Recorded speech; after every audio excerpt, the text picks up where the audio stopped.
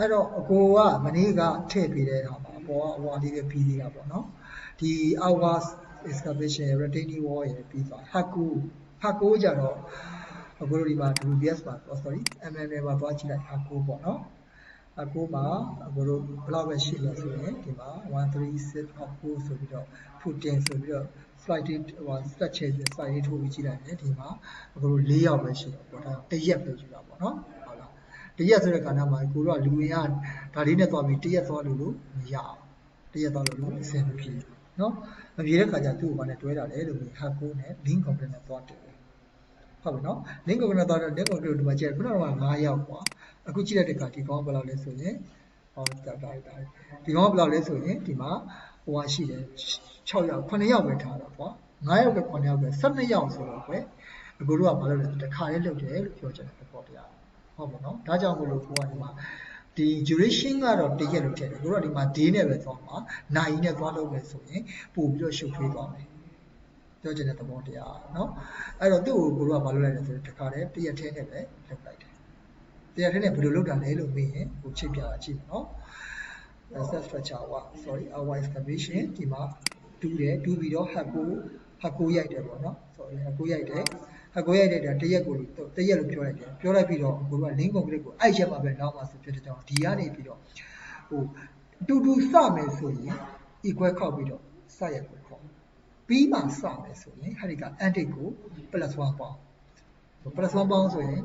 နောက်ဆိုရင်ဒါတော့ပါလေဘာကြီးလာမလဲဆိုရင်ဆက်လက်လောင်းမယ်ကွာဆက်လက်လောင်းပြီးဒီနေ့ concrete ဆက်လက်လောင်းပြီးသွားပြီနောက်တစ်နေ့တက်အဲ့ဒီပုံမှာတက်ပြီးတော့ကိုတို့ကတန်ရီထောင်ပါညာကိစ္စမလုပ်တော့ဘူးသူ့ကိုအနည်းဆုံးရေလေးပါလေကို2ရက်3ရက်လောက်လောင်းထားပြီးတော့ market လေးပါလေးခွဲမယ်ခွဲပြီးတော့ခုနပြောတဲ့တန်တိုင်းတွေပြင်စရာရှိတာတွေပြင်မယ်စံတော်တွေခွဲမယ်ပေါ့နော်ခွဲပြီးတဲ့အခါကျမှသာလေနောက်တစ်ရက်2ရက်လောက်ကြာမှကိုတို့ကဘာလုပ်လဲဆိုရင်တန်ထောင်တဲ့ကိစ္စပါညာလုပ်မှာပေါ့နော်ဟုတ်လားနောက်နေ့မှတန်ထောင်ပြီးတော့မှနောက်နေ့ကြောက်ပိုးနေကြနောက်နေ့ကျမှလောင်းဒါပါလဲဆိုရင်အမှန်တကယ်အဲ့ဒီကဟာချက်ချင်းတရက်ထဲမှာလုပ်လို့မရဘူးလားဆိုတော့ဒီဟို rebar one နဲ့ form one ကိုတရက်ထဲလုပ်လို့ရတယ်နော်တိုးတော်လည်းပဲဘာလဲဆိုတော့ခုနက slack ကိုနှုတ်သေးတဲ့အတွက်ကြောင့်အပေါ်မှာလက်တွေပေးမတင်ချင်ဘူးပြီးတော့ vibrate တွေသိပ်မပေးချင်ဘူးအဲ့ vibrate တွေမပေးချင်တဲ့အတွက်ကြောင့်ကိုတို့ကဘာလဲဆိုရင်ရက်လေးကိုနည်းနည်းဆွဲဆက်တာပေါ့နော်အဲ့ဒါကြရင်တို့ကပြီးမှစမယ်ဆိုရင် +1 ဆိုရင်နောက်တစ်နေ့တန်းစတာ+2 ဆိုရင်တရက်ချပြီးစတာ+3 ဆိုရင်2ရက်ချပြီးစတာအဲ့ဒါဒီကိုယ့်ရဲ့ manual check ပါအဲ့လိုလေးမှတ်ပေးထားပါနော်သုံးကြည့်ပါမရှင်းမလင်းဘူးအဆင်မပြေဘူးချိန်မေးပါနော်အားမလားโอเคအဲ့တော့အခု136နဲ့သူနဲ့ကိုကိုကတရက်ပဲပေးရတယ်ပြဿနာမရှိတော့ဟုတ်ပြီနော်တရက်ပေးလိုက်တယ် retaining wall နော် retaining wall မှာလည်းကိုတို့ကသွားပြန်ကြည့်လိုက်အခုကကျွန်တော်တို့က link မလုပ်တော့ duration ထည့်နေတာလေ duration ထည့်နေတဲ့အခါကျတော့ကိုတို့ကဒီမှာဒါသူ့ရဲ့ man power ကိုကြည့်တယ်လေ man power ကိုကြည့်တဲ့အခါမှာဒီမှာ man power ဒီ12ရောက်လောက်ရှိတယ်ဆိုရင်ရတယ်တရက်ပဲနော်တရက်ပဲ12လောက်ရှိတဲ့ကြောင့်မလို့ကိုတို့ဒီတရက်ပဲရမှာနော်12ရက်လောက်ရှိတဲ့ကြောင့်တရက်โอเค forward fabrication လာပါပြီ forward fabrication ကိုတို့ဒီက F1 ကိုလုပ်မယ်ပေါ့နော် F1 F1 ကိုလုပ်မယ်ဆိုရင် forward fabrication ဒီမှာ select ထိုးမယ်ဘက်ကိုသွားကြည့်မယ်အဲ့တော့ကျွန်တော်တို့ကဒီမှာအခုဘာလုပ်လိုက်လဲဆိုခွဲခဲ့ပြီးဖြစ်တဲ့အတွက်ကြောင့်ကြည့်လို့ရတယ်လေအဲ့တော့ဒီမှာငါ4ရဲ့1ကဲငါ6ရောက်ရှိ6ရောက်ဆိုတာကိုကသူ့ကိုဘာလုပ်လဲဆိုရင်တရက်ကိုသတ်မှတ်ပေးလိုက်တယ်ဟုတ်ပြီနော်အဲ့တော့ကိုတို့လွှတ်တဲ့အားဆိုရင်မလွယ်ဘူးနော်လွှတ်ဆိုရင်လည်းပြီးနိုင်တယ်လို့မပြီးနိုင်တဲ့အထဲမှာပါတယ်မပြီးနိုင်တဲ့ຢာခိုင်နှုန်းဘက်ကလည်းနည်းနည်းပိုများနိုင်တယ်တော့အနည်းဆုံး2ယောက်လောက်ကပြီးလှိချဖို့ပဲလေရိုက်တာမကြောက်ဘူးလေသဘောပေါက်လားအခုပြောချင်တာဒီဟာစက်နေတာလုပ်မယ်ဆိုရင်ခဏလေးနဲ့ပြီးတာ10မိနစ်လောက်နဲ့ကိုကိစ္စဝိစာပြတ်သွားပြီလုံးဆရာမလို့တော့เนาะဒါကြောင့်မလို့တရက်ပေးလိုက်တဲ့သဘောပါနောက်က forward fabrication sorry ဒါလေးငုံရဆိုတော့ forward fabrication မှာကိုဒီမှာတရက်ပေးထားတယ်ပေါ့เนาะပြီးတော့ short collar ဘုံကိုလုံးကိုရိုက်ဖို့အတွက်ကိုဘိုးကနာလိုပဲတော့ပြန်ကြည့်တယ်ဆိုရင် MNL ကိုသွားကြည့်တယ် short collar ဟောဒီမှာ S collar ပေါ့เนาะတိတ်ရိုက်ချလိုက်မယ်ပြီးရင်ဒီမှာကြည့်လိုက်မယ်လောက်လဲဆိုတော့8ရောက်9ရောက်ဆိုတော့เนาะ9ရောက်လောက်ရှိတယ်9ရောက်လောက်အတွက်ကြောင့်ကိုကခုနsorry အလုပ်ကိုခြွေထားခြင်းတဲ့အတွက်ကြောင့်เนาะကျုပ်ကိုခြွေထားခြင်းတဲ့အတွက်ကြောင့်ဘလို့ဒီမှာ1ရက်လဲထည့်လို့ရတယ်2ရက်ထည့်လို့လည်းရတယ်ဟုတ်ပြီเนาะ2ရက်ထည့်လို့လည်းရတယ်အဲ့တော့သူ့ကိုကိုတော့ဒုတိယပိုင်းကိုမသုံးတော့တဲ့အတွက်ကြောင့်ဒီမှာကိုကဒီမှာဆို sorry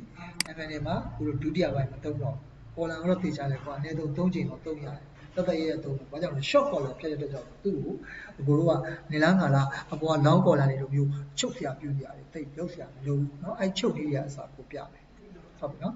အဲ့ချုပ်နေရအစားကို sketch ရှော့ပါဒီချာချာ animation နဲ့ပြမယ်เนาะဒါကြောင့်မလို့ကိုဒီကဟာကြီးအကြောင်းကိုယူလိုက်မယ်ယူပြီးသူ့ကို right ပဲထောက်လိုက်မယ် right ပဲထောက်ပြီးသူ့ကို delete လုပ်ပေးလိုက်မယ်เนาะသူဒီဟိုဆက်ဆက်မှုရှိတာဒီဘာနဲ့ပဲဆက်ဆက်မှုသူနဲ့ပဲဆက်ဆက်မှာဟိုဖြတ်လိုက်တဲ့အတွက်ကြောင့်မို့သူဒီ reference ယူထားတဲ့ကောင်မရှိတဲ့အတွက်ကြောင့်အဲ့ဒီကဟာလေးကို select ပေးလိုက်မယ် select ပေးပြီးသွားပြီးတော့ဒီကဟာလေးကိုပြီးတာလေးခေါက်လိုက်ပြီးတော့ဒါခေါက်လိုက်ရင်ရပါပြီဟုတ်ပြီเนาะဒီကပြတ်သွားပြီเนาะနောက်တစ်ခါဆက်ကြည့်မယ် ground beam ကြာကိုဒီမှာ select ထိုးမယ်ဒီမှာတော့ slide ပေးပြီးကြည့်မယ်18က6က20နဲ့မှ4ပေါ့နော်20နဲ့မှ4ဆိုရင်အကိုတို့ကတနေ့ကို4ယောက်နဲ့သုံးပါလားဆိုတော့4ယောက်သုံးပါလားသုံးပါနဲ့ပေါ့နော်4ယောက်သုံးပါလားဒါမှမဟုတ်ဘူးဆိုရင်တနေ့ကသုံးပါလဲပေါ့နော်အဲ့တော့ဒီမှာကိုက4ရက်ထည့်ထားတယ်ကွာဟုတ်တယ်4ရက်ထည့်ထားတယ်6ယောက်သုံးပါလား6ယောက်သုံးပါဆိုရင်ကိုတို့3ရက်ဆိုလဲဖြစ်တယ်ဟုတ်ပြီနော်4ပေးပေး3ပေးပေးဟုတ်လားဒါကိုကဟိုကိုယ့်ဘက်ကတော့ကာဝါလေးလို့ပြရတယ်အရန်ကိုရှက်ကျူးကိုကြောက်တော့မဆွဲနဲ့တကယ်လို့ကိုတို့ကဖွာလို့ရရင်ပြောတာနော်ဖွာလို့ရမယ်ဆိုရင်ပြောတာဖွာလို့ရတယ်ဆိုတော့ဘာကိုပြောချင်တာလဲဆိုရင် duration ကိုအတွက်ကြံတာကိုပြောတာဟုတ်လားတင်တာမှာဆိုရင်ကိုတို့က mini budget နဲ့ main budget နဲ့နှစ်ခုရှိတယ် mini budget ဆိုရင်ဟောတိတ်မကြံတော့လို့တော့မှချိန်ပြီးအရန်နေတော့အရန်ကိုရှက်ကျူးကိုကြက်ဆွဲတာတော့ဟုတ်လား main budget ဆိုရင်ကွာအနည်းဆုံး9လလောက်ကျန်တယ်ကွာအဲ့ကျန်9လလောက်ကိုကိုကဖွာဆွဲလို့ရတယ်ဒါကိုပြောချင်တာအဲ့ကြောင့်ကိုကကိုယ့်ဘက်ကိုပြန်အောင်အဆင်ပြေအောင်ဆွဲပြရတယ်နော်ဒါတခါတည်းကိုဟိုဘာလဲဆိုရင်လုံးဝ popular ဖြစ်အောင်ကြီးတွားပြီးတော့ဆွဲလို့မရဘူးဟုတ်ပါလားအဲ့အတွက်ကြောင့်မို့လို့ဟို3ပေးလည်းရတယ်4ပေးလည်းရတယ်နောက်တစ်ခါကိုယ့်နောက်မှာလူရင်အားဘယ်လောက်ပါမယ်ဆိုတာကိုမသိဘူးနော်ကိုဘယ်လိုမှဟောဖြစ်လို့မရဘူးတခါကြတော့ဘာလဲဆိုရင်စိုက်ရင်ကြညာဒါတွေမသိလည်းရဘူးဒီကုမ္ပဏီဘက်ကနေပြီးတော့တခါတည်းသူ့ရဲ့ငကိုခိုင်းသက်စလူတွေနဲ့ချိတ်ဆက်ပေးပြီးတော့တွဲပြီးတော့လွှတ်လိုက်တဲ့အခါကျတော့သူ့လူတွေကိုဘယ်လောက်ရမယ်တော့ရမယ်ဆိုတော့သိဒါပေမဲ့ကိုတို့ကခံစားကြည့်နေတယ်ဘယ်လိုလဲဆိုရင်အနည်းဆုံးထိအောင်ခံဆိုတော့15ယောက်ပတ်ဝန်းကျင်10ယောက်ပတ်ဝန်းကျင်ပေါ့နော်ပညာရှင်ဆိုလဲသူအများကြီးမခေါ်တော့ကျန်တာကျွန်တော်တို့ကဘာလဲဆိုတော့အရင်နယ်ဝေးတဲ့ဆိုရင်ကျွန်တော်တို့ဒေသခံကိုခေါ်တော့တယ်ဟုတ်ပြီနော်အဲ့လိုဆိုတော့ကျွန်တော်တို့4ရက်ထားလဲဘာဖြစ်3ရက်ထားလဲတောင်းမှဖြစ်နေရာလေးပဲကျွန်တော်တို့ဒီဒါကိုကြည့်ပြီးတော့စိတ်ကူးနဲ့ဖြတ်တဲ့စာနဲ့ကျွန်တော်တို့ဒီ B ကထွက်လာတဲ့ map power ကိုကြည့်ပြီးတော့ duration ကိုတွက်ထုတ်တာဒီအနည်းဆက်ဆုံးမှန်တာလိုက်နော်အဲ့လောက်မှမရဘူးကျွန်တော်တရားတဲ့နဲ့နဲ့ပြီးအောင်ထုတ်မယ်ဆိုရင်ရတယ်ခုနကဆက်ထောင်ပြီးလိုက်ပြီးနဲ့အဲ့ဒီကထိုးချလိုက်တယ် site တွေဘယ်နှပြားထိုးချမယ်ဆိုတာကိုထိုးချပြီးသားပြီဆိုရင်ကျန်တာလေတူတွေနဲ့ပါလဲဆိုရင်ဟိုဟာနဲ့ဟိုအပပြားရိုက်တာအကုန်ကောက်လိုက်လို့ရတယ်ညံ့တယ်နော်လုပ်လို့ရတယ်လက်နဲ့ကတော့မရဘူးလက်နဲ့ကတော့4ရက်နဲ့လည်းအဆင်မပြေဘူးဘယ်လိုမှအဆင်မပြေလက်နဲ့တီးရမယ်ဆိုတော့ဟိုတော့ဒါဒီ form work ကိုတွက်တာငါးတသားလို့သူကထက်တော့သားပြီငါးတသားလူနဲ့တီးတာဟိုသိကြည့်လိုက်နော်လှည့်ကြည့်လိုက်သိတွေ့လိမ့်မယ်ညီမတို့စိုက်ထဲမှာအဲ့8ပေ4ပေတပြားကိုတီးနေတာအဲ့တနေ့ကို2ချက်ပြီးရင်ကောင်းတယောက်ကဟုတ်ပါနော်တနေ့တယောက်ကတနေ့ကို2ချက်ပြီးရင်ကောင်းအဲ့တော့ဒါလည်းသူတို့ဘယ်လောက်သိအောင် analytical လုပ်ပြီးတော့ဒီ map power တွေထည့်ပေးထားရဲဆိုတာလည်းကိုတို့မသိဘူးညီမတို့ဒါသိချင်ရင် site ထဲသွားမယ်ဆိုရင်တော့မြင်ပါလိမ့်မယ်နော်โอเคရမယ်နော်သိချင်သေးလားသိချင်သေးလားဆွေးနွေးကြည့်သေးလားโอเคเนาะဒါတွေကအကိုတို့ဒီကိုယ့်ဘက်ကိုလည်းနှစ်ဖက်ကိုမျှကြည့်ပြီးတော့စဉ်းစားပြီးဆွဲရမှာဖြစ်ပါတယ်ဒီချိန်မှာကိုရီဒီ experience မရှိသေးဘူးဆိုရင်ခုနကလိုမျိုးရန်စစ်တားကြီးကိုကြစ်မဆွဲခုနကတော့ဟာမျိုးတော့ရတယ်သိကြတယ်လင်ခါကိုနဲ့လင်းကုန်နဲ့လောက်တာတရက်တည်းမသွားဘူးဆိုတဲ့သဘောတရားဖြစ်နိုင်ရင်သွားကိုမသွားချင်ဘာကြောင့်လဲဆိုရင်မြေကြီးပြိုမယ်မပြိုဘူးဆိုတာအာမမခံနိုင်ဒါပေမဲ့တကယ်မြေကောင်းရင်တော့မပြိုဘူးပေါ့ကွာသို့တော်လည်းပဲမြေကြီးထဲမှာကြောက်တယ်ဒီလိုမျိုးကြီးထားခဲ့ရတဲ့စာရင်လင်းကုန်ကလေးလေးလောင်းခဲ့ရတာပိုအဆင်ပြေတယ်အဲ့ဒါကြောင့်ကိုတို့ကအဲ့လိုချိန်တာနော်ကိုတို့ချိန်ပြီးလှုပ်လို့တာအဲ့လိုချိန်လှုပ်တာပြိုသွားပြီဆိုတော့နောက်တစ်နေ့ကျပြန်ရှင်းရတဲ့လောက်ကပိုကြတယ်ဟုတ်နော်ပြန်ရှင်းရတဲ့လောက်ကပိုကြတယ်အဲကြောင့်လည်းလင်းကုန်ကလောင်းမယ်ဒီနောက်နေ့ချက်ချင်းဖွတ်တယ်လောင်းဒီမြေကြီးတွေကနှေးတယ်လို့နဲ့ကိုတို့ကဘာလို့ဆိုရင်ဖတ်တုတ်တုတ်လေးသွားတာနော် parallel system နဲ့သွားတာငါမြင်းပြိုင်3ချောင်းပေါ့နော်သူတို့လည်းပြောရင်မြင်းပြိုင်3ချောင်းထည့်သွားတာအကိုတို့ရမ်းကြီးတဲ့ဆောက်တွေဆိုလို့မြင်းပြိုင်3ချောင်းနဲ့သွားတာနော်ဟုတ်ပြီလားအဲ့တော့ installation တော့ပြီ put တယ် အတရက်ထဲမဲ့တွေသူကဂွေလေးရိုက်လိုက်ပေါ်ထုတ်လို့ပြီးသွားပြီဂွေလေးရိုက်ပြီးတန်းချလိုက်အဲ့ဒါကြီးကတော့လူကြီးကိုသွားကြည့်နေတော့တယ်ဟုတ်လားဒါပေမဲ့ကိုကဘတ်ဂျက်ကိုတွက်ထားတာပါလဲဆိုရင်ခုနပြောလို့မျိုးပတ်စံထုတ်ရှင်းတဲ့ခါကြရင်ချိန်ပြီးရှင်းတဲ့အောင်တစ်ခါကြဖြစ်တယ်ဟိုတော့လည်းမဟုတ်တော့ဘူးခုတော့ပဲလို့သူကလုံလေးလေးလုပ်ပြီးသားကျိုတင်ငွေလေးပြီးပါအောင်ပတ်စံလေးလိုလို့ပါဘာဖြစ်လို့ပါညာဖြစ်လို့ပါဒီမှာပြီးသွားတယ်ဒါအကူကတော့ကိုတို့အနည်းဆက်ဆုံးချင်းကတ်တာနော်အနည်းဆက်ဆုံးချင်းတယ်အကူဒီဟာတွေကပိုင်တော့သိကြတယ်ရှူရလို့အမှတ်ခံတယ် QS ဟိုဟာလေးကနည်းနည်းလေးပဲဒီလိုဇာတ်လေးတွေနဲ့သဘောတရားလေးတွေဖြည့်လိုက်တော့ပြီးသွားပြီလားလုံးဝကိုခုနပြောလို့ပြည့်ပြည့်စုံစုံဒီဘက်လောက်ရောက်သွားလိမ့်မယ်နော်ဒါမို့ဆိုရင်အဓိကဟာဒါတွေအားလုံးဟိုဖောင်ဝါဆိုပြီးလုံသုံးအတွက် community ဝါဆိုလုံသုံးအတွက် river ဝါဆိုပြီးလုံသုံးအတွက်လို့တော့သိကြတယ်ရှူရပဲအပြန်ခွဲရမှာနော်ပြန်ခွဲရမှာလုံးဝပြန်ခွဲရမှာမခွဲလို့ပြဟုတ်မယ်နော်ဒါတွေကတော့အားကြောင့်အားလုံးတစ်လို့ပေးလိုက်ပါတယ် short ပေါ်လာတယ်စင်တာတစ်ပါပဲကျွန်တော်တို့ဟိုမှာဘာလို့ထားလဲဆိုရင်ဟိုမှာအချိန်ပို့ပေးထားတယ်နော်ဆော့လည်းပြီးတော့လောင်းလာပြီးတရက်နဲ့ပြီးသွားရင်ရှေ့ခုတစ်လုံးလောက်ခုတစ်လုံးပေါ့နော်ခုတစ်လုံးဒီဟာထည့်လိုက်ပါကွာဟိုမှာကိုပြောမယ်ဟုတ်လားအခုဒီနေ့နောက်တစ်နေ့မှာဒီလိုတပုံးလေးရိုက်လိုက်တယ်ကွာအဲ့ဒီတပုံးလေးရိုက်ပြီးတော့ရပြီ okay ဒီမြေကြီးထဲမှာပဲထောက်ချုပ်လိုက်တာလေရပြီ okay ပြီးဆိုတော့နောက်တစ်ရှေ့သွားတဲ့အချိန်မှာဒီမှာစပြီးဖြော်လောင်းမယ်ဆိုလောင်းလို့ရတယ်ပြောချင်တဲ့သဘောတရားတခါတည်းလူလောင်းပါနော်နှစ်ဘုံလုံးချောင်းစောင့်ရင်စောင့်လို့လည်းရတယ်ဘာမှပြဿနာမရှိလက်သမားမနခင်တင်းတာနဲ့ဘုံဝင်လာပြီးတော့ဒီမှာဒါဘာလို့မလဲပါရတော့ခွဲရမှာပေါ့နော်ပါရလေးတော့ခွဲထားပါနော်လောက်ကမှာပါရပြင်မှာဘာလို့လဲဘုံလေးပြင်ဆင်ထားတဲ့အချိန်မှာပါရလေးခွဲလိုက်ဘယ်မှမကြောက်ကျိုးလေးတွေပြစ်ဆွဲပြီးဒီလိုပါရလေးတွေခွဲလိုက်ခွဲပြီးတော့ okay သွားပြီနော်ဘုံမှာလည်းကျွန်တော်မာကင်လေးရိုက်တာတောင်းအောင်လွှတ်လေးတွေခွဲထားပေါ့နော် okay နော်အဲ့ဒါဆိုရင်နောက်တစ်ခါ dismantling ရတော့ရှင်းတယ်ထိုးဖြတ်တာတစ်ပူရတယ်တိတ်ချူတူတူနဲ့ ground mean နဲ့တရားတဲ့ကွာ ground mean တကယ်လို့ဖြစ်2ရက်နဲ့ကွာမယ် dismantling ကြာကျွန်တော်တို့ကဘယ်လိုသွားယူလဲလို့မေးဟိုတနေ့ကကျွန်တော်တို့ယူခဲ့ပြီနော် dismantling ကိုကြည့်အောင် dismantling GB ပေါ့ installation dismantling GB ကိုချက် show လိုက်မယ်ဟုတ်လားများတဲ့ကြောင့်သူဒီသူလည်းပြောမှမရှိဘူးနော်သူလည်းပြောမှမရှိဘူးကာဗင်နာနဲ့ပိတ်တာလည်းလောက်မှမရှိဘူးတရက်ထဲနဲ့ပြီးတယ်ဆိုတော့တော့ပဲဒါလည်းတန်ရှင်းပါကြလို့လားဆိုတော့2ရက်လောက်ကြာတယ်တရက်နဲ့ပြီးနိုင်တယ်အဲ့ဒါကြီးပြောတယ်နော်အပေါ်မှာဖြုတ်ကွာတန်ရှင်းထားရှင်းထုတ်ဆို2ရက်လောက်ပေးမယ်ဆိုရင်လည်းဟိုမှာပေးထားတဲ့ဘတ်ဂျက်တွေကမကိုက်ပြန်ဘူးအဲ့တော့တရက်ကိုပေးထားတဲ့သဘောပါနော်ပြီးပါပါโอเคနော်ပူတင်ကိုထုတ်လို့ရေးလို့တော့မယ် sorry ပူတင်ကိုထုတ်လို့ရေးလို့တော့မယ်ရှိုးလိုက်ပြီချက်ရှိုးလိုက်မယ်အားလုံးပေါင်း12ယောက်13ယောက်ရှိတယ်ပေါ့နော်13ယောက်ရှိတဲ့အတွက်ကြောင့်မလို့ကိုကနေမှာဖွဲလို့ရအောင်6နဲ့ဖွဲလိုက်တော့2လို့ပေးလိုက်တဲ့သဘောပါ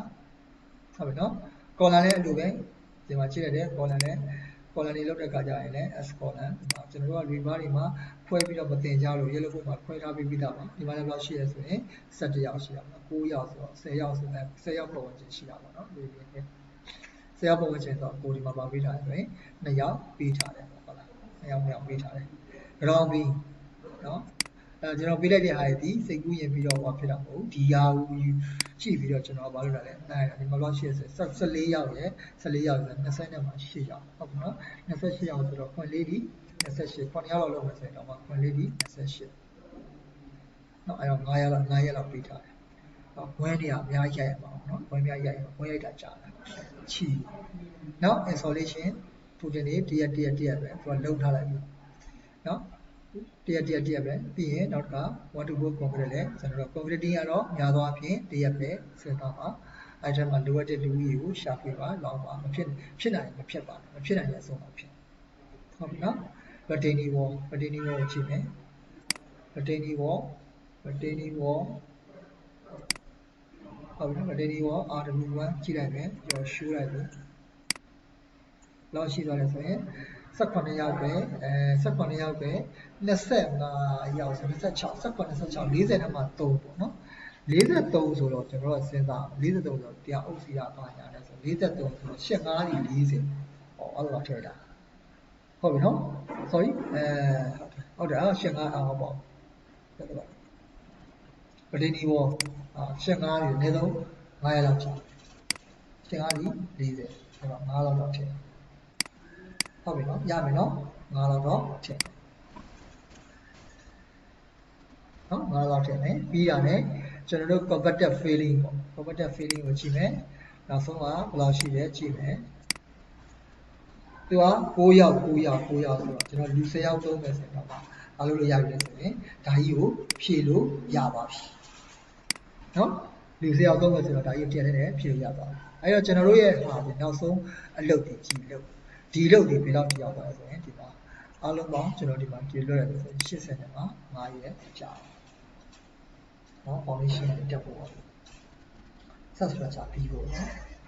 ဒါပြီးတော့မှကိုယ့်ဘာသာကိုယ်ဘာလုပ်အောင်ဒီမှာတော့ကျွန်တော်တို့ CPN ရှာလို့မရဘူး CPN ကတော့ကျွန်တော်တို့ဘာလဲမှမရဘူးเนาะ CPN ကတော့ဘာနဲ့ရှာမှမရဘူး Okay မလားသဘောပေါက်ပါလားစင်ပြေလားဟုတ်ပြီเนาะဒါဆိုရင်ကျွန်တော်တို့ဘာလေးဟိုဖြစ်လိုက်လဲဆိုတော့ကျွန်တော်ဒါကဘာလဲဆိုရင် manual နဲ့ကျွန်တော်တို့လုပ်တာဟုတ်ပြီเนาะအဲ့တော့ဒီစနေတနင်္ဂနွေတရက်ပဲကျွန်တော်နားပါမယ်စနေနေ့နဲ့ပြန်လာနားပါနောက်တစ်ပတ်နဲ့တော့တစ်ပတ်ကျော်လောက်တော့ချက်ကြအောင်ကျွန်တော် software တင်တာသိမကြအောင် software ကအဆင်ပြေတယ်เนาะဒီဟာကိုနားလဲသွားရင်ပြောဟိုဘက်ကို software ကိုကူလာကြအရသာရှိသွားတယ်ဒီလိုမှနားမလဲဘူးဆိုရင် software ကူလာသိရတာမရှိဘူးเนาะနောက်တစ်ချက်ကကျွန်တော်တို့ကဒီမှာကြာလွယ်လွယ်ကူကူဘာတွေလုပ်လို့ရတယ်ဆိုတော့ကျွန်တော်ပြောသလိုပေါ့ချိန်လို့ရတာပေါ့เนาะဘာကိုချိန်လို့ရတယ်လို့မြင်ကျွန်တော်တို့ကလွယ်လွယ်ကူကူချိန်လို့ရတယ်လို့ပြောပြမယ်ဥပမာကို fabrication ပေါ့เนาะ reverse ဆိုလဲ fabrication ပေါ့เนาะသူပေါ့သူပေါ့เนาะသူပြီးတဲ့ရက်ကဒီနေ့မှပြီးပါလဲဆိုဒီနေ့မှကပြီးပါတော့ကျွန်တော်တို့ color လေးတစ်ခုပေါ့เนาะ something color လေးတစ်ခုထားလိုက်မယ်เนาะဒါသူပြီးမဲ့ရက်ဟိုကောင်ဆင်မဲ့ရက်ကျွန်တော်တို့ချိန်ရမယ်เนาะ reverse installation protein ဟောသူဆင်မဲ့ရက်ကဒီနေ့မှဆင်ပါဟုတ်ပြီเนาะအဲ့တော့ဒီနှစ်ကြောင်းကြားမှာကျွန်တော်တို့ကချိန်ကြည့်လိုက်တယ်ဒါဒီသူ့ရဲ့ပါလဲဆိုရင် gas ပေါ့နော် gas ဒီထဲမှာတော့ပါလဲဆိုရင်ထည့်မယ်ဆိုတော့ထည့်လို့ရတယ် gas ပေါ့နော်ဒါပါလဲဆိုရင်သူ့ရဲ့ gas အဲ့တော့ကျွန်တော်တို့ကပစ္စည်းမှာလဲဆိုရင်ဒီကြသွားပြီလေဘယ်လောက်ထိအောင်နောက်ကျလို့ရတာဆိုတာလေးကိုဒီမှာကြည့်လို့ရတယ်1 2 3 4 5 6 10ရက်တိတိလွတ်တယ်ပေါ့နော်အဲ့လွတ်တယ်ထဲမှာပစ္စည်းဟာအဆင်မပြေသေးဘူးဆိုဘေးရက်ဒီကိုဒီနောက်ဆုံး target ထားမှာလေမဖြစ်မနေကိုယ် site တွေကိုရောက်မယ်ရက်ပေါ့နော်ထုတ်လို့ရည်ဒီကျွန်တော်တို့3ရက်2ရက်ပေးထားတယ်ထုတ်လို့ရည်2ရက်ပေးထားတဲ့အတွက်ကြောင့်ကျွန်တော်တို့ဒီဘေးနေ့ပိုင်းနဲ့ target လဲဆိုရင်ဒီပထမဆုံးစပြီးတော့ဝင်မဲ့ပစ္စည်းကိုကျွန်တော်တို့ဒီမှာမလုပ်လို့ရတယ်ဆိုရင်မှတ်လို့ရပါပြီဟုတ်ပြီနော်ဒီမှာ1နှစ်ဒီမှာလုပ်မယ်ဆိုဒီနေ့မှာသူ့ရဲ့နောက်ဆုံး file နဲ့ဒီနေ့မရောက်လို့အဲ့ဒီနေ့မရောက်ရင်မဖြစ်တော့လို့တော့မလုပ်ပါဘူးဘာလို့ကြတယ်ဆိုရင်သူ့ကိုအမိုင်းပေးချလာဒီနေ့တော့ဒီပစ္စည်းမရောက်လို့မရဘူးကျွန်တော်တို့ဒါပါလဲဆိုပစ္စည်းလေးရှင်းဒါမှသာလည်းကျွန်တော်ကလုပ်မယ်ရကျွန်တော်ခံမှန်းထားတဲ့ရက်ကြာဒါကြောင့်ဒါမှကျွန်တော်ဒီလုတ်ကဒီဘက်ကိုလွတ်မှာပေါ့တော့ဆိုရင်ကျွန်တော်ဒီလုတ်ဒီဘက်ကိုလွတ်မှာဒီဘက်လုတ်လွတ်မှာလည်းတော့တပည့်နေတဲ့နောက်ကတွဲလိုက်ပြီးအကုန်လုံးနောက်ဆုတ်ထုတ်ဖို့အဲ့အတွက်ကြောင့်မို့လို့ကျွန်တော်တို့ကဒါလေးကဒီမှာတော့ကျွန်တော်တို့ကဘာလုပ်လို့ရလဲဆိုကိုဒီဒါလေးလုပ်လို့ရတယ်ပြန်ပြောက်ချင်တဲ့ပြဿနာမရှိဘူးဒါလေး select ပြီးပြီးတော့ဒီမှာဒီကနေပြီးတော့ note ပေးလို့လိုက်ရင်ဖြစ်သွားပြီเนาะဒါလေးဖြစ်သွားတာလည်းပြဿနာမရှိဘူး format ပေးထားလေးနဲ့ဒီလိုပြန်လုပ်လိုက်เนาะ format ပေးထားလေးပြန်လုပ်လိုက်ရတယ်အဆင်ပြေမယ်เนาะရမယ်เนาะဒါလေးလည်းပြဿနာမရှိတော့ note ပေးဆိုရတယ်ဒီကနေတွေကဖြတ်လို့မရအောင်တော့ဒီပေါ်မှာဒီရမလို့ဒီထဲမှာ pan နေလို့တာနဲ့ automatic ပေါ်မှာအဲကျွန်တော်တို့ဒီမှာဘာလို့တာရလဲဆိုရင်ယာယီခုနကတော့ဆိုရင်ဒါဘာမှာဖို့ဆိုတာလေကျွန်တော်တို့ဘာလို့လို့ရတယ် manual မှာကျွန်တော်တို့ဒီ remote တွေပေးလို့ရပါတယ်နော်ကျွန်တော်ပြည့်စီပြီးနေ့မှာအဆုံးဆုံးရအောင်ဒါမှမဟုတ်နောက်ဆုံးကျွန်တော် MS project တဲ့ချိန်မှာသူရဲ့ early started to early finish to late started late finish to ဒီဘားတိုင်းနဲ့ထောင်ထားပြီးဆိုရင်ကိုသိသွားပြီပစ္စည်းတွေငါဒီနေ့တော့နောက်ဆုံးရောက်မှရမယ်အဲ့ဒီနေ့မှာမရောက်ဆိုတော့ငါတို့ဒုက္ခရောက်နေပါတာအကုန်လုံးဘာလို့လို့ရတယ်ဆိုရင်ဟိုကဆွဲလို့ရတယ်ဆင်ပြေမယ်နော်ဆင်ပြေမယ်ဆိုရင်ကိုကခုMicrosoft project ကိုမသုံးချင်သေးဘူးဒီကောင်ကြီးကိုပဲဟိုကစုံနေထိတွားချင်သေးတယ်เนาะဒီနေ့မှာ problem ပြမယ်ဆိုရင်အခု flow select ရအောင် WBS ခွဲပြပေးမယ်เนาะအဲ့တော့ဒီကောင်ကပါပြောက်သွားပြီလဲဆိုရင် superstructure WORK superstructure work ပေါ့เนาะ ဟိုကောင်ကပါဝလဲဆိုရင်ဒါကျွန်တော် sub structure what ဒီကောင်ကဟုတ်ပြီနော်ဟိုဒီကောင်ကကြတော့ super structure what super structure what မှာဘာပြီးပါမှာလဲဟောပါမှာသိကြတယ်လေကျွန်တော်တို့ဒီအဲ့ဒါကိုမြင်ညီမတို့မြင်ပါအောင်ဘာနဲ့ပြမလဲဆိုရင်ကျွန်တော် sketch နဲ့ပြမယ်နော် sketch နဲ့ animation နဲ့ပြမယ် sketch နဲ့ animation နဲ့ပြမယ်ဆိုတော့တကားလားbuilding of PT ဒါလေးနော် sketch နဲ့ပြပေးမယ်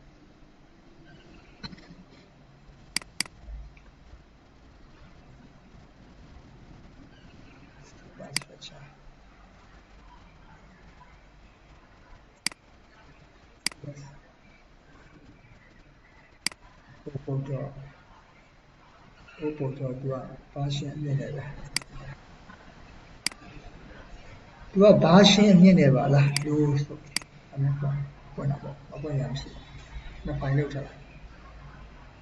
ဟုတ်ပြီနော်ဒီမှာကြည့်အဲ့တော့ကျွန်တော်တို့ကလောက်ရမယ်လို့ပြီးဘာလုပ်ရရှိလဲဆိုရင် main အလုပ်ကြီး၃ခုပဲရှိတယ်ဟုတ်ပြီနော်အဓိက main အလုပ်ကြီးတွေပါတယ်လေ form ဝရိုက်မယ်ကန်ဆင်မယ် computer ဒီနေရာမှာကျွန်တော်တို့ဒီဘယ်သူရင်လာလဲဆိုတော့ပထမဦးဆုံးစလာမှာဒီလိုမျိုးလုပ်ပြီးတော့ဒီလိုသဲတွေဖြစ်ပြီးတော့ဒီ ground beam တွေဒီလိုဖြစ်ပြီးသွားပြီဆိုရင်ကျွန်တော်တို့ဘာလုပ်မလဲဒီတန်ထောင်အောင်တန်ထောင်ပြီးဘာလုပ်မလဲ form ဝကတ်ပြီးဘာလုပ်မလဲ concrete တော့မှာဟုတ်ပြီ concrete ဒီ left လုပ်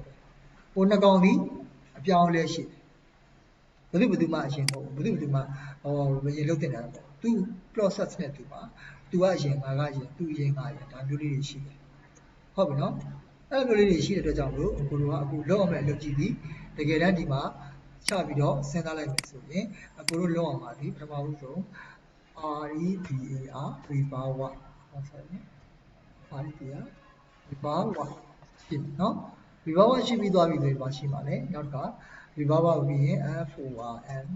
WOR form ဆိုတာရှိလာဟုတ်နော် concrete နေဖြစ်တဲ့ကြောင့်မလို့ rebar form ပြီးရင် CONCRETING concrete WOR concrete ဟုတ်ပြီနော်ဖြည်းဖြည်းချင်းကျွန်တော်ခွဲထုတ်ပြပါနော်ဖြည်းဖြည်းချင်းခွဲထုတ်ပြမှာဖြစ်ပါလေကြည့်ထားပါနော်ဟုတ်ပြီဒါဆိုရင်ထုံးစံတိုင်းပဲပေါ့ကွာသွားလိုက်မယ် right click ထောက်မယ် insert ပေးလိုက်မယ်rebar မှာဘာတွေရှိတာလဲ fabrication FIBRICATION fabrication ရှိတယ်ပြီးရင် INSTALLADION installation ရှိတယ်ဟုတ်ပြီနော်ဒါဒီဘာလဲဆိုရင် rebar မှာရှိတဲ့ဒီ fabrication installation အဲ့ပြည့်ရအောင်လို့သုံးလိုက်မယ်ဟုတ်ပြီနော်ဒါဆိုရင် form 1ကြာဆို3မျိုးရှိသွားပြီလေ insert ဆိုရမယ်ဟုတ်ပြီနော် insert လုပ်လိုက်ပြီးတော့ကျွန်တော်တို့ကဘာလုပ်မလဲဆိုရင် insert ဒီမှာဘာလဲ form 1မှာသူဒီ fabricate installation ပြုမယ် control C control V တူပြီးတော့ဒီမှာဘာပြန်ပါမယ်ဆိုရင်ဒီကောင်က DIS နော် dismantle ဆိုတာပါပါဟုတ်ပြီနော် completely ကတော့ပြီးသွားပြီဘာမှမရှိတော့အားကြောင့်ကျွန်တော်တို့ fabric ကိုကြည့်ဖို့အတွက်ကိုအခု drawing ကိုကြည့်ကြရအောင်ဟုတ်ပြီနော် drawing ကိုကြည့်ကြရအောင် drawing ကိုကြည့်ကြရင်အများအားသတိထားပါဒီ column plan တွေလည်းသတိထားပါနော်မထားလို့မရပါဘူးဒါဒီ footing တွေ print level ဒါပြီးသွားပြီကိုစဉ်းစားကြရမလို့တော့ဒါပေမဲ့တော့အလုပ်မှာအများကြီးကြီးတယ်နော်ကျွန်တော်နောက်တစ်ခါအဓိက animate တက်ပြတဲ့ point တွေမှာတော်တော်လေးတွေ့လိမ့်မယ်နော်ရေဟိုကြည့်ရတော့ရိုးရှင်းလေးဆိုပြီးတော့စဉ်းစားရတာတွေပြမယ်နော် okay ဒါဆိုရင် print level 2 fast flow column layout plan ဒီမှာ C1 C2 12 14ဟုတ်ပြီ12ပတ်လေ14ပတ်လေအဲ့တော့ကျွန်တော်တို့ဖွဲလိုက်မယ်ဆိုရင်တေးကြတယ်ဗျာဟိုစဉ်းစားကြည့်လိုက်မယ် form ကိုဘယ်တစ်ချိန်ထုတ်လို့ရတော့လဲလို့တွေးမယ် rebar ကတော့တေးကြတယ်ဗျာအကုန်ထုတ်လို့ရတော့မပြောစရာမလို rebar ကတော့ column ဆို column တစ်ခုထုတ်လို့ရတော့ပါဟုတ်ပြီကျွန်တော်တစ်ချိန်ထုတ်ပါလားနှစ်ချိန်ထုတ်ပါလားစဉ်းစားရအောင်အဲ့ဒီကစဉ်းစားရအောင်အပေါ်မှာ3ပိုင်းစဉ်းစားခဲ့ပြီဆိုရင်ကျွန်တော်တက်တာခြင်း3ပိုင်းပဲနော်တက်တာခြင်းလားဘုရားတိတက်တာခြင်းလဲဆိုရင်ကိုဘက်က3ပိုင်းစဉ်းစားပြလိုက်နော်ကျွန်တော်အပေါ်မှာစဉ်းစားလို့ပဲဒီကောင်တစ်ခွက်ထုတ်မယ်ဟုတ်ပြီနော်တစ်ခွက်ထုတ်မယ်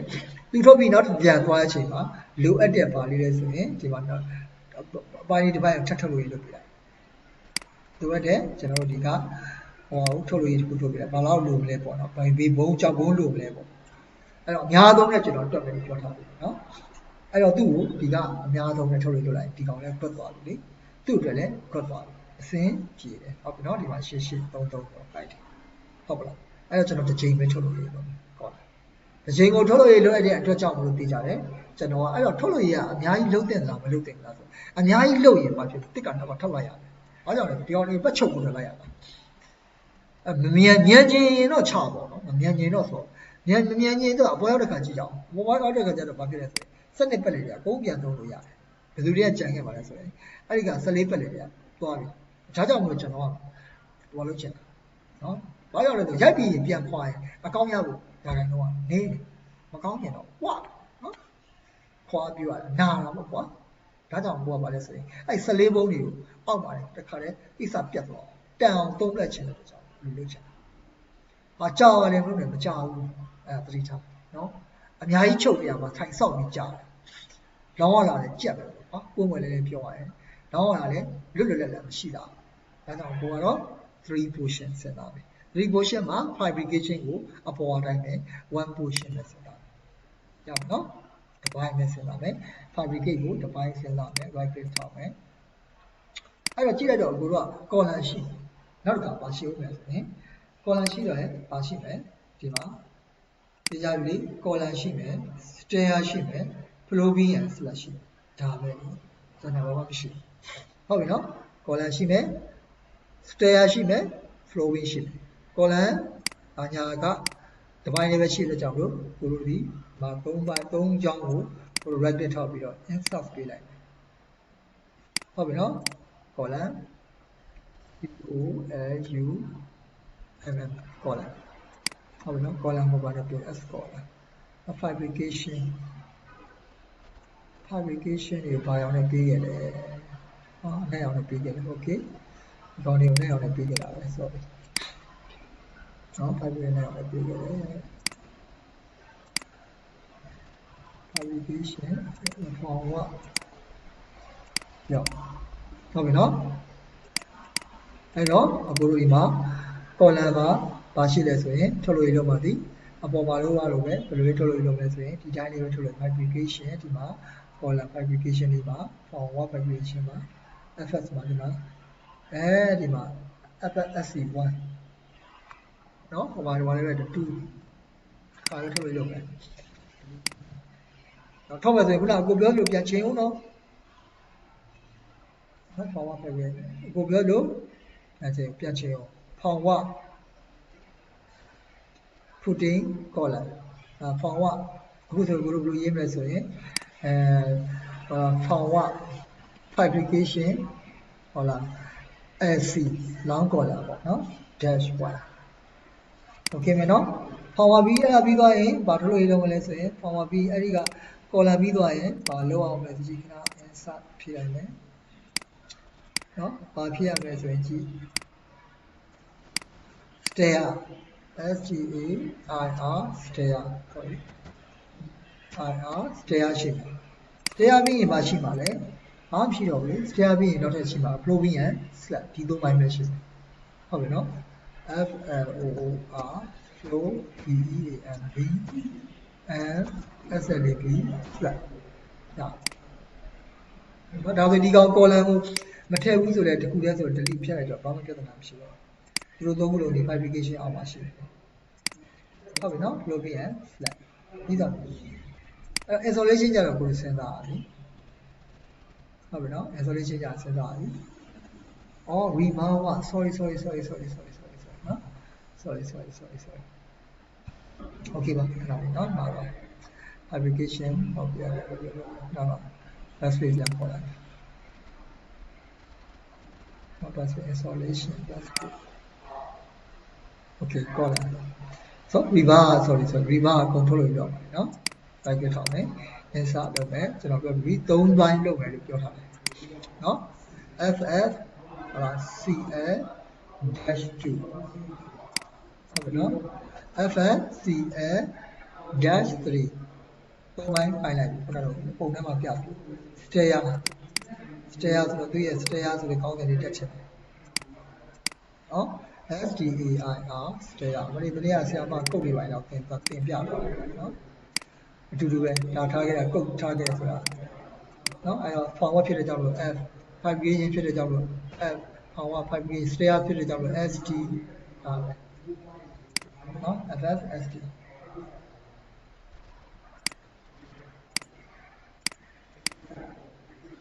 ပြီးတော့ပြီးရင်ကျွန်တော်တို့က probing and slab မှာ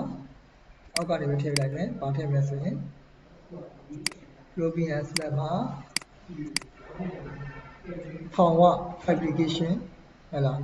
BS ဟုတ်ပါနော် forward fabrication beam and slab ဟုတ်ပါနော် insulation fabrication ပြီးသွားပြီ fabrication ပြီးသွားပြီဆိုရင် insulation လို့ insulation ဒီအပေါ်ကထုတ်တဲ့အတိုင်းပဲအကုန်လုံးပြန်ပြီးတော့ဆင်ပေးရမယ်ဟုတ်ပြီနော်အပေါ်ကထုတ်တဲ့အတိုင်းပဲကိုတို့ဒီပြန်ဆင်ပေးရမယ်အဲ့တော့ insert ဖြစ်ချလိုက်မယ်ဘယ်လိုမှဖြတ်ချမယ်လောက်သုံးတယ် okay အဲ့တော့ insulation ဆိုတော့ထုံးတဲ့အတိုင်းပဲအပေါ်အတိုင်းပဲပြန်ကူးချမယ် control C control V ဒါပဲလေနော် control C control V အဲ့ဘောကပါလေထုတ်တဲ့တိုင်းပဲအကုန်လုံးပြန်ဆင်ရမှာပေါ့ထောက်လိုက်ပြီးထောက်မယ် delete ဒါတော့နော် power じゃခုနကတော့အခုလုပ်ခဲ့တယ်ဒါပြီးထောက်မယ်နည်းနည်းလေးပါ insert လုပ်လိုက်မယ် insert လုပ်ပြီးသွားပြီဆိုရင်အခုတို့ကြည့်ရမှာကအပေါ်မှာထုတ်ခဲ့တဲ့အတိုင်းလေးပဲ fabricate အောက်မှာ column ဒီကောင်တစ်ခုပဲထုတ်မယ် control C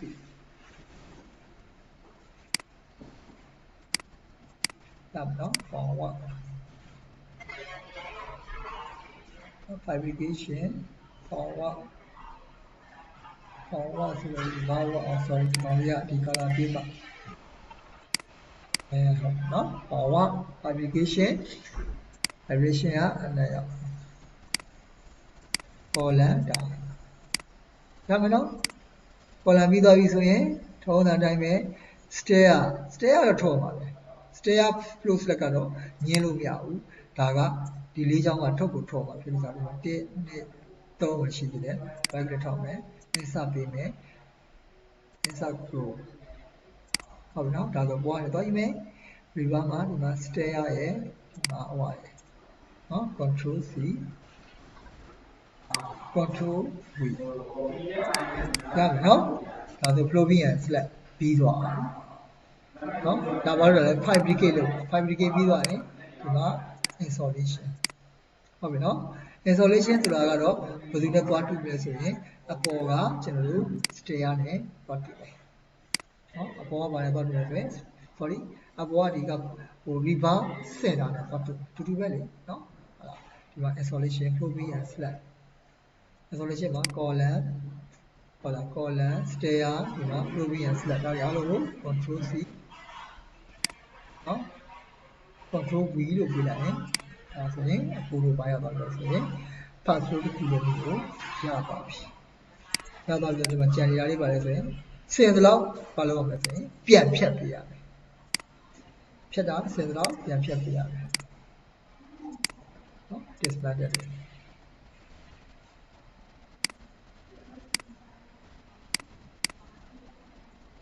ဆင်သလောက်ကိုပြန်ဖြတ်မယ်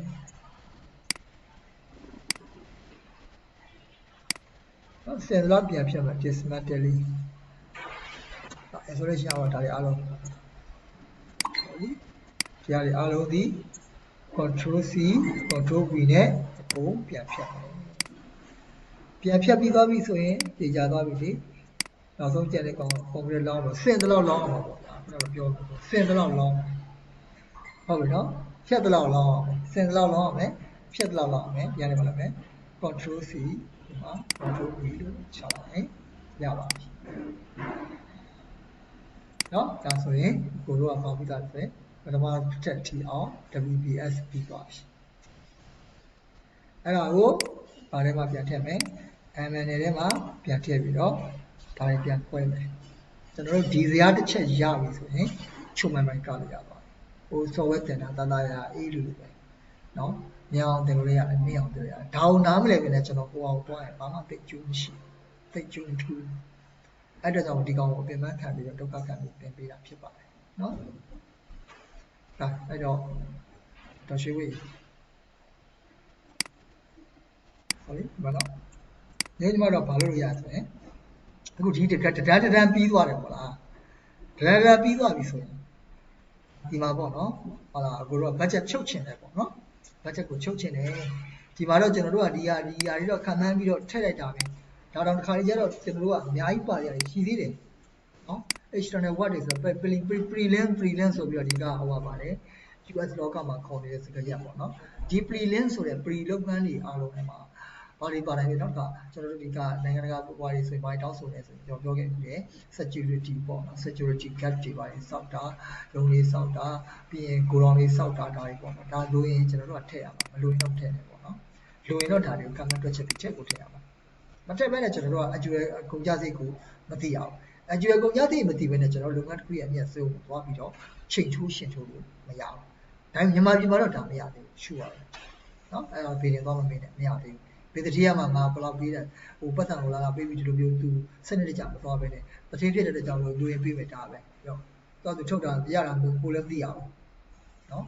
အဲဒီကိုရီးယားသိနေတာဗာလဲဆိုရင်ငါပတ်စံပေးပြီဆိုတော့သူထုတ်လို့ရပြီလို့ထင်တာပဲပေါ့အဲ့လိုပဲတွေ့ရတာဟုတ်ပါလားအစင်ကူမှာတော့မရဘူးလေအစင်ကူတော့မျိုးမှာတော့ US တကယ်လို့လို့ပါနော်မရဘူးဒီချာတော့ဟိုမှာဒီမှာလည်းရှိပါတယ်ရှားတယ်ပေါ့နော်ပုံပြီးအကြီးတွေမှာတော့နည်းနည်းဖြစ်နေတယ်နေရာရှိတယ်ပဲတော့တော်တော်များများဒီမျိုးဟိုအငယ်တွေပေါ့အငယ်တွေဆိုတာပြောချင်တာဒီ SME လို့ခေါ်တဲ့အခုတင်တာလုပ်ငန်းလေးတွေမှာအကြောင်းလေးတွေလိုက်ဆွဲတာဘာညာအဲ့လိုဒီကုမ္ပဏီတွေမှာတော့ဒီ US ဆိုတာပြီးတာသိရှိတော့ရှိတယ်နော်အင်ဂျင်နီယာအားလုံးတုတ်ဆုံခိုင်းနေတာဟုတ်လားအဲ့တော့ဒါလေးတွေအားလုံးကိုတော့ဘာလို့လို့ရလဲဆိုတော့သူတစ်ခုပြီးသွားပြီဆိုတော့ကျွန်တော်ဒီမှာဘာလို့လို့ရလဲဒီမှာတော့တစ်စက်ကို budget ကိုတစ်ခါလေးယာလိုက်ရတယ်ပေါ့။ဘာမှစင်မှာဘယ်လောက်ကုန်နိုင်မှာပေါ့နော်။ဒါဆိုရင်ကိုတို့ကဒီမှာ budget planning budget ပေါ့နော်ဒီမှာ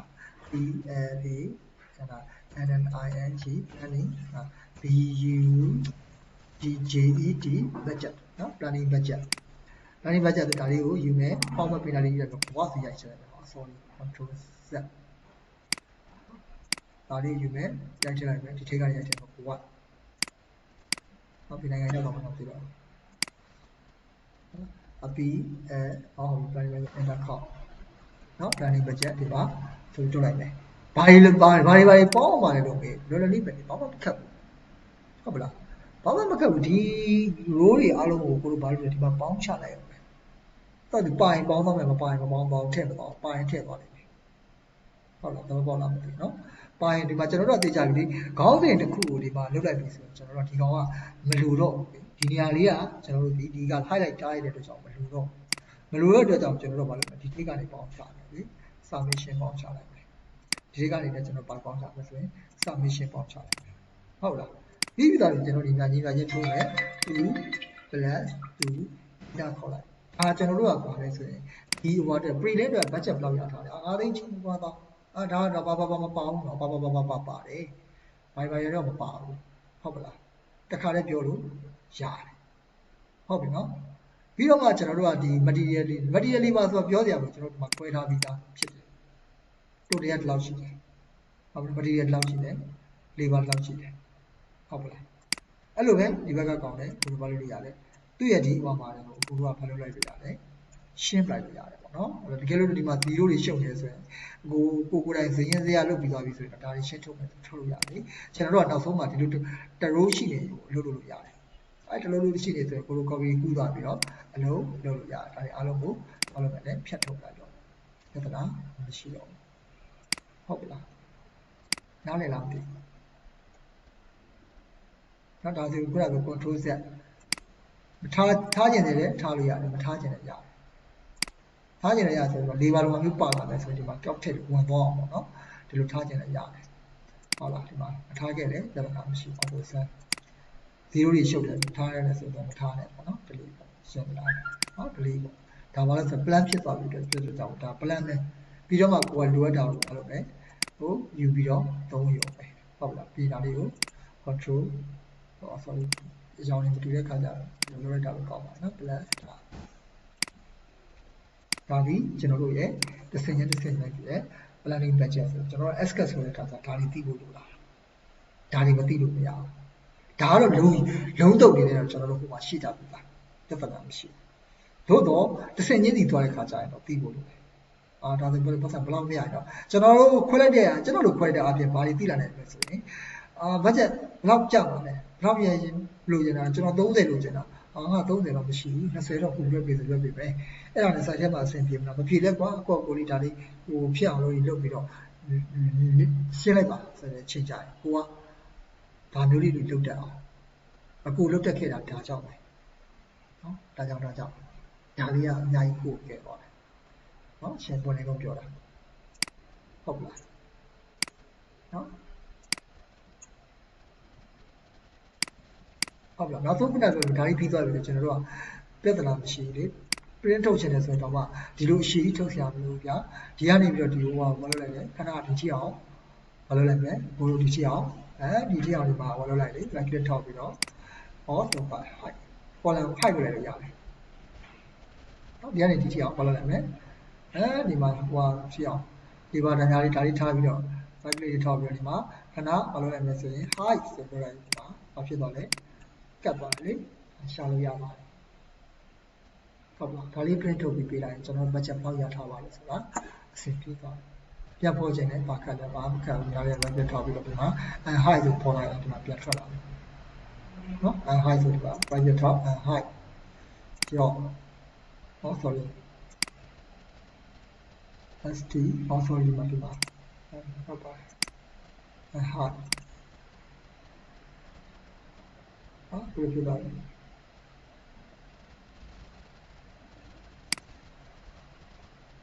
high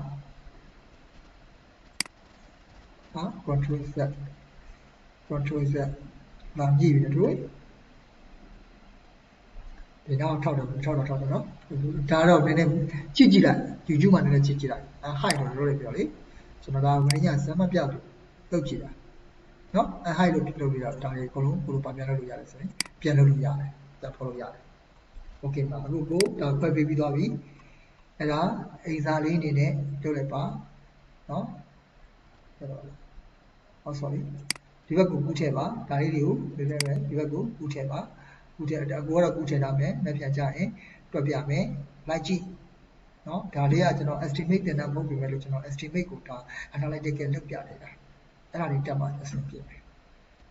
နော်ဒါဆိုရင်ဟိုဘက်ကိုသွားတဲ့အခါကျကျွန်တော်1ရက်ထဲနဲ့လည်းဖြတ်ရတယ်2ရက်နဲ့လည်းဖြတ်ရတယ်3ရက်နဲ့လည်းဖြတ်ရတယ်အဲ့ဒီက software ကိုတိတ်ရင်မခုံတော့ဘူးလीနော်ဒီရင်မခုံတော့ဒါတွေသိထားပြီဆိုပြီးသွားပြီကျွန်တော်တို့ဘာကြောင့်လဲဆိုတော့ဒါတွေကိုဒီမှာဒီလိုလုပ်ခဲ့ပြီဒီလိုမျိုးလေးဆွဲခဲ့ပြီဆိုရင်ဒီကနေ copy ဆိုဟိုဘက်ကို paste ဆို text ကိုရိုက်စရာဘူးတော့ကိစ္စပြတ်တယ်ဒါမျိုးဟိုမှာ2ကြောင်း3ကြောင်းရိုက်ပြမယ် text ကိုထည့်တာ text ကို delete လုပ်တာ text ကို copy ကူးတာ text ကို insert ထည့်တာဒါတွေကတော့ကျွန်တော်ပြောပြလုပ်ပြမှာဒါပေမဲ့ဒီဟာကို manual ကိုကောင်းကောင်းသိစေချင်တယ်ကောင်းကောင်းတက်စေချင်တယ် manual ပိုင်ရပြီလေမင်းတို့ structure တော့မှ laptop ပိုင်တယ်ဆိုရင် set track က ECC ပဲကိုထွက်လာတဲ့ result ကမှန်လားမှားလားပြောကြည့်ရတယ်သိလို့သိတယ်လေအဆင်ပြေတယ်လေအဲ့လိုပေါ့ကိုလည်း manual အရင်သွားတယ် manual ပြီးတဲ့ခါကျမှ software သွားမယ်အဲ့ကျရင် software မှာအဆင်ပြေလားမပြေလားဆိုတော့ကိုယ်နောက်ဆုံးဆွဲတဲ့ခါကျရင်ဒီဟာဒီဘွားနေပြီးရက်တွေပြလိုက်မယ်ဟိုမှာဘာလို့ပြဟိုမှာလည်းသူက summary ချုပ်တဲ့ခါရက်ပြလိုက်မယ်ဒီကရက်နဲ့အဲ့ရက်နဲ့ကိုက်တယ်ဆိုတော့ကိုယ်ကြီးနဲ့ချိန်တာလေကိုယ်ကြီးလုပ်တာလေ right good ရှိလေးကိုတင်ပေးလိုက်မယ်တင်ပေးလိုက်ပြီးတော့ဒီ WPS ကို MNL ကို sorry MNL ကို WPS ကဟာတွေကို equal ခောက်ပြီးတော့ခေါ်မယ်ဒီအောက်ကတွေကပြဿနာမရှိဘူးကိုယ်ဘာလို့လဲဆိုရင်အကုန်လုံးဒီမှာ delete ဖြတ်ချလိုက်လို့ရတယ်နော်ဒါလေးကို delete ဖြတ်ချလို့ရပါတယ် sorry နော် delete ဖြတ်ချလို့ရပါတယ် delete ဖြတ်ပြီးသွားပြီဆိုရင်ဒီမှာအခုဆွဲခေါ်တယ်မျိုးခေါ်သွား